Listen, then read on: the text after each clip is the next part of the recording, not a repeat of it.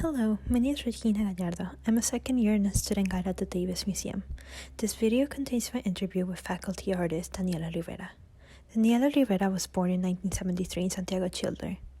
She's an associate professor of art at Wellesley College, and in Q20, she presents Without Trace, Sin Evidencia, 2019, a monumental wall constructed of soap that establishes a dialogue between the political history of the artist's home country, Chile, with personal histories of trauma and the formal strategies of male-dominated Western art movements. I hope you enjoy. I'm a student guide at the Davis, and we're conducting interviews with the artists from the artists and professors from the exhibition of Q20. And I just wanted to ask you a couple of questions about your practice, your artistic practice, your teaching how you teach students, as well as some questions about the exhibition and your work in there. And my first question is, what did you learn as an undergrad that still influences your artistic practice today? Wow. I was just talking about that with a curator a week ago, actually. And looking back at my undergrad, the people that I remember the most as most influential are not necessarily the ones that taught me skills, but are the ones that changed and completely transformed the way I see. And it happened in multiple occasions. So it's not just like one way, but I discovered multiple ways of seeing and multiple ways of understanding my position in the world and my environment and how I move, and made me so aware and present every moment that they changed the way I am in every moment. So I would say that the most influential thing that I still carry up until today is that I learned how to see, not only literally, but also kind of metaphorically. And I learned how to relate things. So everything became about relationships, and everything gained meaning because of the relationships that things have to one another. And that is very present in my practice as an artist and as a teacher. I guess also the relationship between yourself with these other things. Yeah, but also, yes, the relationship between me and other things, understanding that I am part of a whole thing, that I don't exist in isolation. And if I am able to teach that and to convey that through my work, it's important for me that every action that I take has consequences that I am not even able to understand, just to put you a super stupid example, and I think it comes through drawing a little bit. When I'm moving in a space, if I'm entering a space, I understand how I'm moving air. I understand what the movements of my body are in relationship to, some aspects of the architecture in the space. It's like how to be completely aware of every single aspect of the space you're moving and not taking anything for granted. And understanding that every movement you take in the space is transforming the space in some way or another. So not seeing things as a static, not seeing the landscape as something that I'm going to go into. I'm going to go into the landscape. No, the moment you step into the landscape, which is an artificial word already, the moment you step into a place, you start transforming it. And in that relationship, there's responsibility and there's agency, right? So that's, I think, something I learned in undergrad. So as I say, it's not about the skills necessarily, but was about this awareness of who I am in the world and what my responsibilities and my and how I am an agent, of possible transformation, whether it's positive or negative. And that one of those things came, it's so funny that one was being a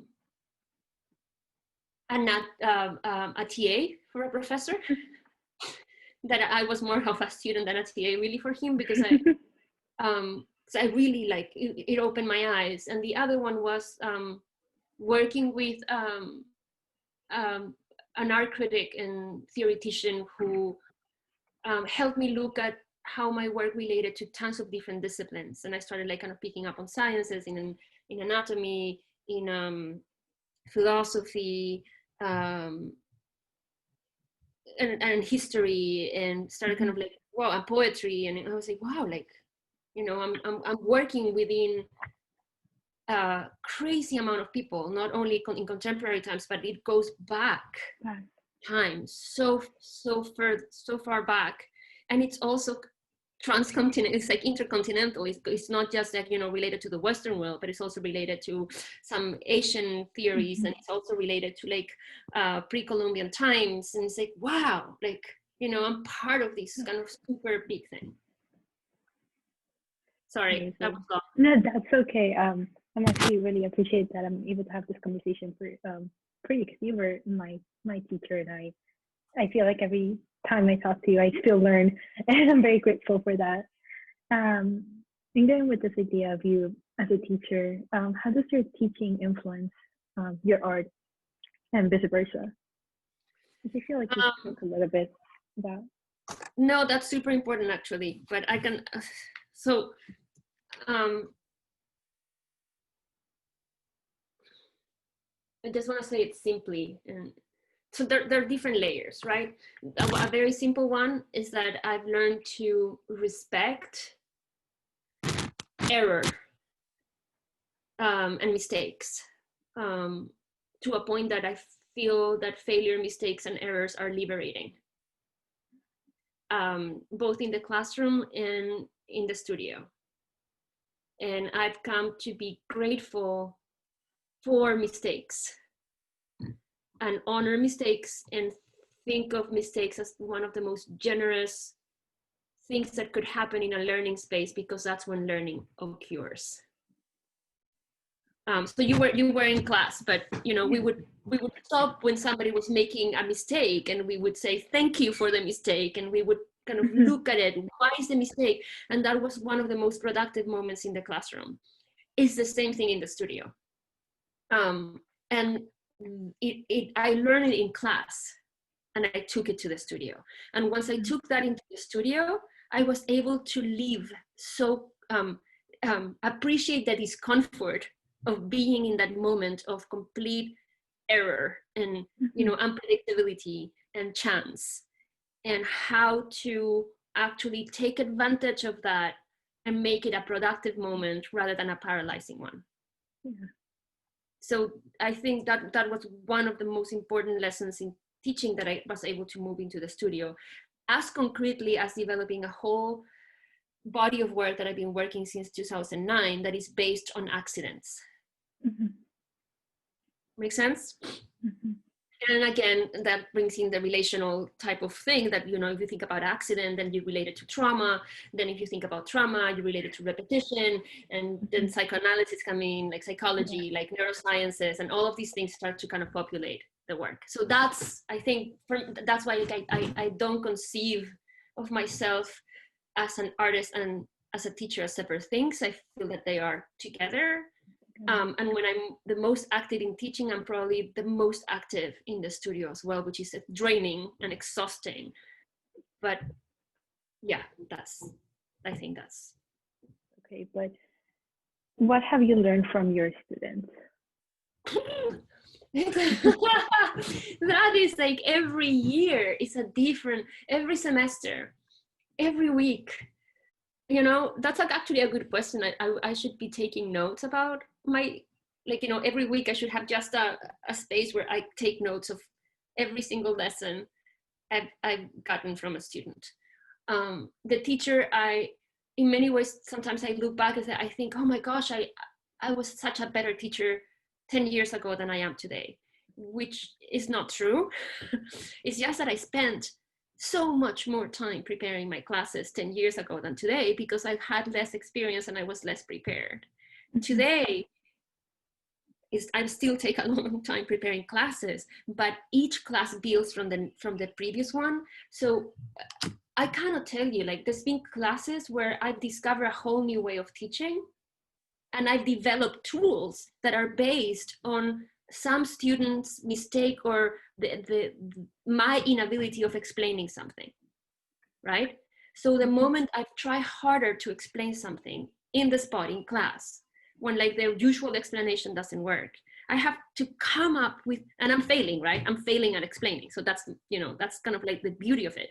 So I have to come up in the spot with like different ways of expressing something, whether it's verbally or physically or, you know, practically. Sometimes it's a combination of everything.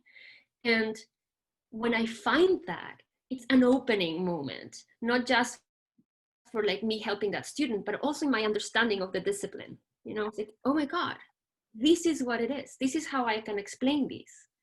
And this is how can I can explain it to myself, and it becomes this kind of physical reality that I can then transport into the studio, and I can actually make work out of those moments, right? Because there's a need for embodying the idea that I was just able to embody for somebody else. And then those pieces of knowledge that are experiential, I would not be able to find that in a book. And that's why like teaching in person is so important. I'm able to carry to the back into the class in a further semester and a further course. So I am such a different person today because of the students. And so every year I am repetitive in the senior dinner when I say thank you so much to the students for all the teaching you have done. Because we are better humans because of the amount of knowledge we acquire in class that is based on the experience of teaching. And the other thing that I can say is I am more and more aware, even more now than ever in this format, the Zoom format, that teaching is a collaborative, teaching and learning it's a collaborative experience. It's a collaborative endeavor in between the professor and the student and the group. So there's three agents operating all the time, you know, and everybody has agency and everybody has a big responsibility in the classroom setting, right? So the professor is going to be as good as the students are willing to be agents in that relationship. And a class can go downhill, not because the professor is not good and not because the students are not good, but because somebody has decided not to bring their whole self into that space. So those are things I've learned hard soulfully, like very, they've been really good lessons that you guys have taught me. And there's so many more. I mean, like, as I say, I should have like a list, you know, like, because sorry, I'm going to say something stupid, but it's sort of like the political is one thing, like the big structure, right? Politics are the minutiae. So there's these kind of big macro things that I've learned from the students, and then there's that kind of the politics, the little things that are kind of like moments in the classroom that I've been able to take further and further and develop and kind of build tools or things that have been able to move the pace of the class in a faster way.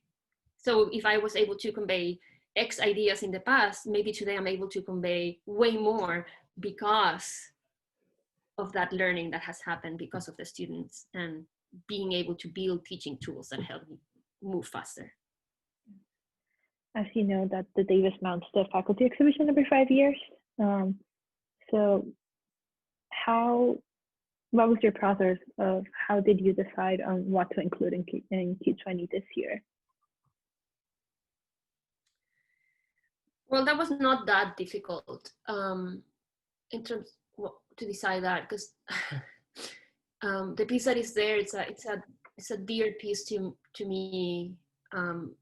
It's a very new old piece. The first drawings for that piece are hanging on the wall there, and those were done in 2002 when I moved to the US.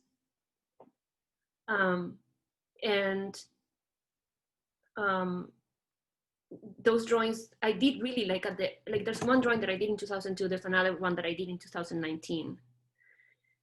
So the one drawing from 2002, I did probably my first week of being here in the States, and it was after reading fragments of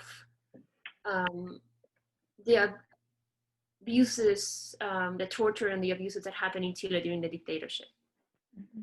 And when I read that, it was sort of a trigger for reliving all of those years. Though I was extremely isolated from the torture itself, I had my own personal extended trauma during my childhood that in 2 seconds I related to everything I was reading. And this image of the soap wall came to mind. In 2002, there were no conversations about a wall in between Mexico and the US. There were no conversations, the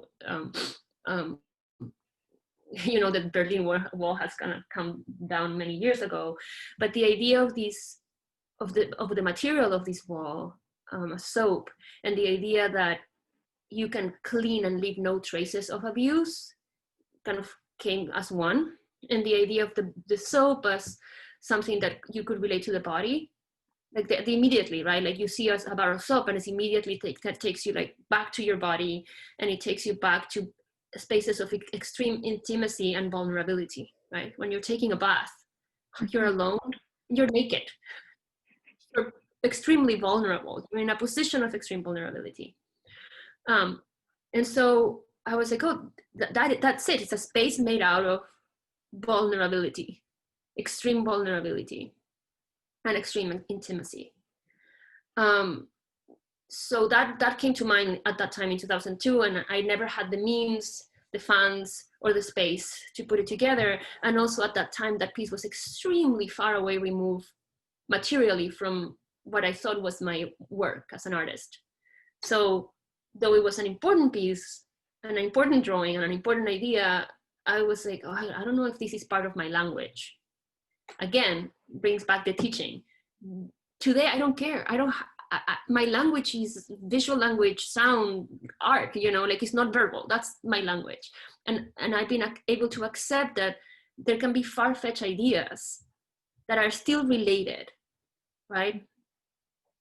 And that's because of teaching.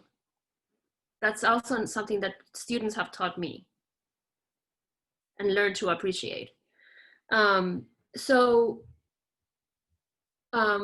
When the whole, when issues of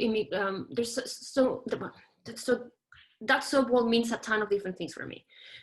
There's a ton of femicide in Latin America happening, right? There's the immigration happening here, and families being kept in cages and separated. Another type of abuse, another type of divide. There's the abuses of power that are happening under our noses every day, and we choose to be blind to them. Mm-hmm. And the idea that this space could be built with something that can be clean, that all of the trauma can be eliminated, cleans, right? With the soap, Yeah. So and then of course it became even more poignant with Trump's conversation about the wall. Yeah.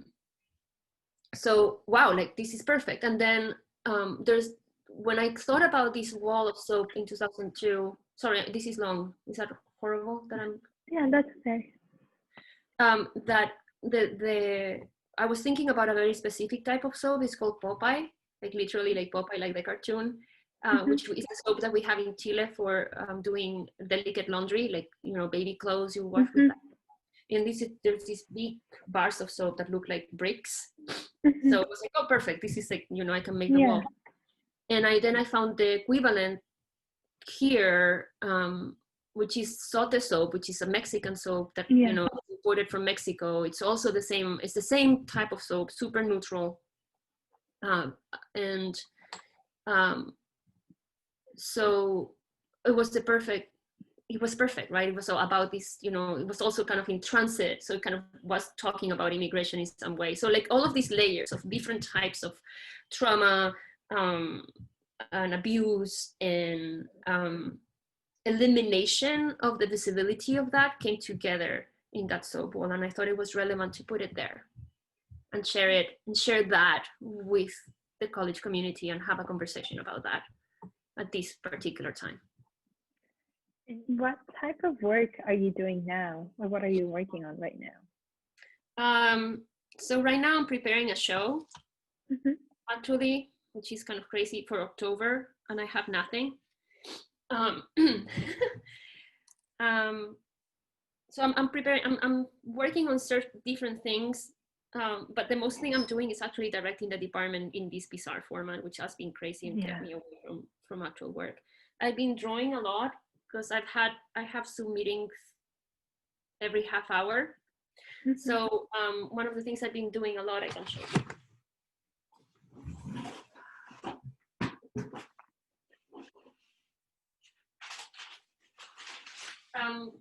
Constantly drawing.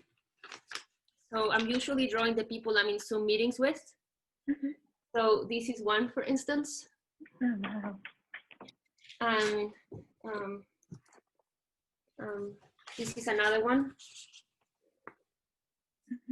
So it's sort of like journals, like each drawing is like a daily journal. I'll show you more. So they are records of the meetings. Yeah, I was gonna ask, do the papers have any not symbolism, but like relation to the drawing, or is it just so the reason I was teaching right now, this is stupid, and I would never work like this. I think it's because of this moment where like we're all we're being more vulnerable than ever in the way that we're communicating, while at the same time we cannot share that vulnerability, you know? Yeah, even the space, right? You're in my room right now. Yeah, and you're in my like weird space where I work. And so like that is extreme vulnerability that kind of breaks certain things, but at the same time we cannot be in the same space. So we are, it's just a very bizarre way of communicating, right? I cannot touch you. And even when you meet somebody for the first time, or you haven't been together for a while, like you cannot touch each other. So it's this sort of, so I've been drawing like crazy. And there's another thing, like I do have attention deficit disorder. Like I've had it all my life. I am really good at working with it. But one of the things that I discovered when I was a little girl and I hadn't been diagnosed was that if I drew or doodle, I could memorize the conversations. Right? I could really focus in the conversation. Like the ability of moving my hands allowed my brain to kind of settle and be really present. So in this format where like my body's not involved, it's super hard for me to concentrate. So I've been drawing a lot. Like I've been drawing everybody in the meeting, and that kind of actually generates memory. And so because I haven't been able to really be in the studio a lot or work in the studio a lot, like this is what I've been doing. And I have this show in October, and I was like, you know, I would never show this, but this is the moment we are all living. And I know that there are many people doing the same thing that I'm doing, you know, drawing little doodles while they're having the Zoom conversation. So I've been putting them all together. Like each one is a meeting. They have, you know, either we're talking about the budget of the department, or we're talking about a project that we were going to be working on, or so I'm doing that, and I'm going to mix it with these drawings that are of stop signs in the space of the gallery.